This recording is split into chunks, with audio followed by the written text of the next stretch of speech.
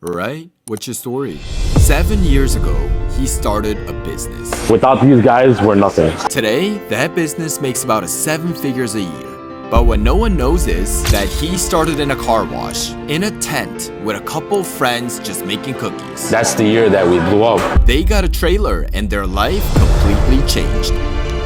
They worked harder every single day, and with the money they made, they went into a brick and mortar location, opening up their first Cookie Boy location. And their journey starts. So my name is Zed Fahs. I'm one of the owners of Cookie Boys here. I have a partner named Ali Issa, and we started this back in 2018.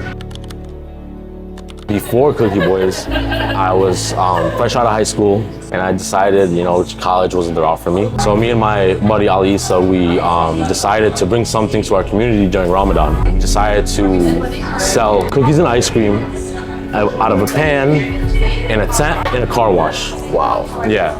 So we started in a car wash, Magical Touch Car Wash, and we were open from like 8 p.m. to like 2, 3 in the morning. We got a lot of good traction on social media, especially it was Instagram around the time. We got a lot of good traction on Instagram. First day we opened, we sold out. Wow. Second day we opened, we sold out. And I'm telling you, this is a 4-hour span at night. You know what I mean? After that month, we had a really successful month. And the next year was COVID. So during COVID, there was no contact and stuff like that. So we decided to get a trailer. The car wash was big enough to where we can do the drive-through. So we decided to do a no contact. Everyone stays in their cars, and that really separated us from the rest. So it went from something being like detrimental, oh my God, COVID, we can't open, to what really set us apart that year. And that year also, we focused a lot on TikTok. Wow. TikTok was huge for us, and TikTok really made us pop off that year. So the first year we ever opened, that month we made $30,000 that month. Mm-hmm. 30,000. And for me, I was 18, my partner was 20. We were on top of the world. We didn't see no numbers like that in our life. So it was amazing for us. And then the next year, the COVID year, that's the year that we blew up. We did about 170,000 in that 1 month. And we were open for 4 or 5 hours of the day at night. And this was out of the trailer, right? And this was out of the trailer. Ooh. Yeah, so we were slinging cookies. You gotta imagine how many cookies we're slinging to do a number like that. And then that really motivated us to just take the next step with this business and take it as far as we can. Gotcha. And from the trailer, going to the brick and mortars, I'm pretty sure there was a lot of things that you guys had to figure it out. How was the whole process like, getting the brick and mortar store, and what was the cost of someone, let's say, who wants to get into a brick and mortar? How much can they kind of expect to spend on a brick and mortar? Right, so the question, it varies, it depends on the location, it depends on if you're going into a location to where it's kind of already set up for you. You don't need that much construction, or it depends on what you're doing. However, for us, we came into this. We got very lucky with this location. This location here, we didn't have a lot of money to come up front because we were still young, and it was still early on in the business. So it was kind of already set up for us in terms of the blueprint. We just kind of added our cosmetics on top of it. And it was just a way for us to cut costs. I think we did a good job with the look of it. We didn't have to do any construction, and it was just our equipment personally is not too much. We just cookies and ice cream. It's not like we need a hood and we need a grill and we need a big fire. So it was a minimal cost in terms of just equipment. All right, so come with me. We're gonna make our Fruity Pebbles. All right, this is one of my favorites, and this is one of our top sellers right here. Fruity Pebbles, sugar cookie base, vanilla ice cream, and then we top it off with Fruity Pebbles and caramel. And this thing is hefty, by the way. Some people can come finish this thing. I personally can't. But this is a big boy right here. We basically sell our cookie skillet with ice cream, and we have a different variety of flavors, and we add specials, and we like to keep it fresh for the customers. So with that, and we like to be involved with the customers and TikTok and the social media and stuff. So we've seen a huge amount of support from the community, and it led to, first month being open in this brick and mortar, we did about 60,000. We're coming on 3 years now in this location. Even our slowest months will do like 55,000, and our highest months will do about 90,000 a month. And that's straight cookies and ice cream. Wow. And the margins are beautiful, I'm guessing. Yeah, and the margins are good.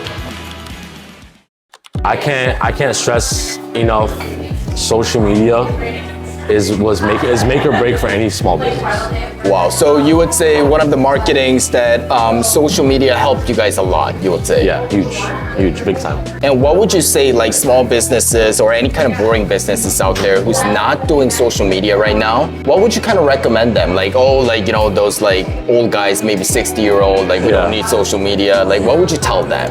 I would tell them, go find a young guy or a young woman and have them do your social media. Or you reach out to somebody, learn it, because you're in a business graveyard if you are not doing social media these days. If I'm hungry, I'll go on a foodies page or something, and I'll scroll down what looks good. And okay, this spot looks good, I'm gonna go there. That's how everyone's doing it these days. And the effect that it has, one video can change your life. So it's like a modern day TV. Yeah. That's what it is. Yeah, and everyone, like TV, you go home and you watch it, but your phone, you're with it 24/7. 24/7. You see businesses like Taco Bell and McDonald's implementing these strategies as well. They started off commercials and billboards, but they found that this strategy right now is working for them a lot more than it ever has before. I think McDonald's dropped their chicken tenders, right? And they haven't seen sales like that since the McRib.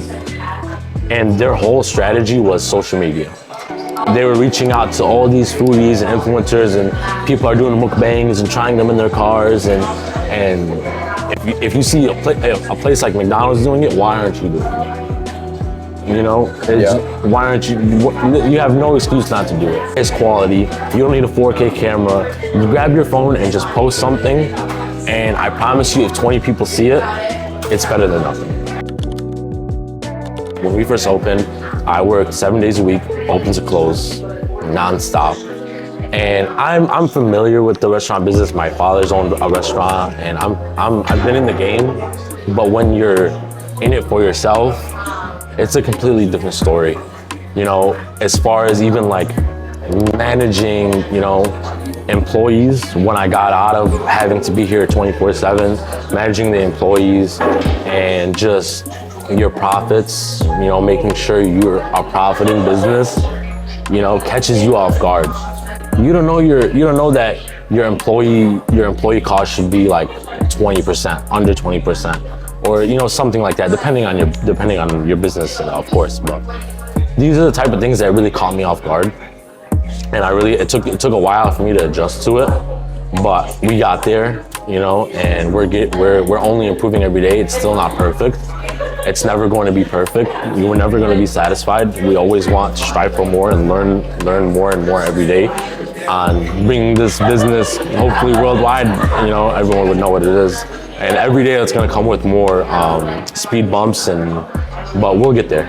And also, I have like a personal question I kind of want to know.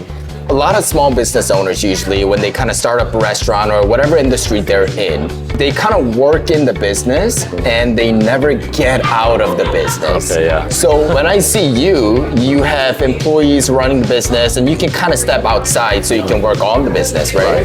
Right. So how did you set that up, and what was the transition like from working in the business to going on? Like, what did you do in between there? Yeah, so that's huge. That's something I always say. You need to take yourself out of the business. You need to get the bigger picture, and you need to do things that if you're working and you're an employee to the business, you need to step out and make sure this thing, you need to build your brand, you need to build the marketing. There's a lot of things that you can't while I'm here. Okay, I come in, I gotta make the dough, I gotta do this, I gotta do that. I don't have time to work on the business and make sure people are seeing it. Now for us, we were a little lucky because we did have a strong team that has been with us since we started.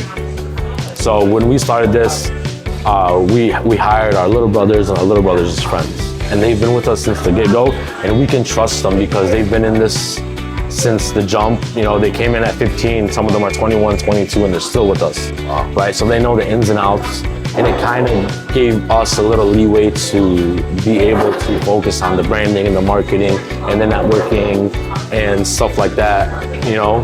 But for a lot of people, delegation is their number one enemy, and I think delegation is key. You gotta surround yourself, you gotta put together a team that's better than you, more hardworking than you. I never want to be the smartest in the room. I want the people around me to be, in my team, to be a lot smarter than I am, to, you know, because I know that's what it's gonna take. And building a team is super important, and understanding that you don't need to do everything yourself in terms of being here, because there's a lot of guys, we'll call them unks or we'll call them old heads, that they're like, you know, no one else can do this but me, you know, the food's not gonna be the same, it's not, but that's fine. If you're okay with staying where you are, then that's okay, but if you wanna grow, then you gotta take that step and you gotta work with the team. And also another thing that people kind of fear about, like making that transition, is like, oh, if I'm not there, I need to hire 2 to 3 more people to run it, and then I'm not gonna take as much money like home. Like, what would you say to those people? I would say it's a long-term game. You know, if you're in this for quick cash, then get out. Okay. If you want to build a business and you want to build a brand and you want to build an empire, then you have to understand that this is a long-term thing, and you have to put some trust in that and understand that, okay, like, I'm willing to hire the extra guy to make up for me, and that's okay. You know, if you can't do that, then, you know, you're gonna be very stagnant. Tell me about Cookie Boy's future. Where do you want to take this business down the road? So hopefully we want to compete with the likes of Crumble, and we want to compete with the likes of Insomnia. You know, I seen Dave's Hot Chicken. They just sold for $1 billion. Wow. And they had the same story as us. They started in a tent. 3 buddies started in a tent, slinging out chickens. The sky's the limit. I don't see why we can't get there, because everyone starts somewhere.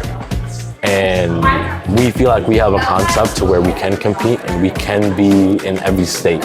And our goal is to start franchising very soon, and just try our hardest to be with those top dogs. Well, thank you so much for your time. I really appreciate it. It was a phenomenal story. Thank you for coming out. Thank you for your time. No problem. Appreciate Thank you. as well. Yeah, of course. Right.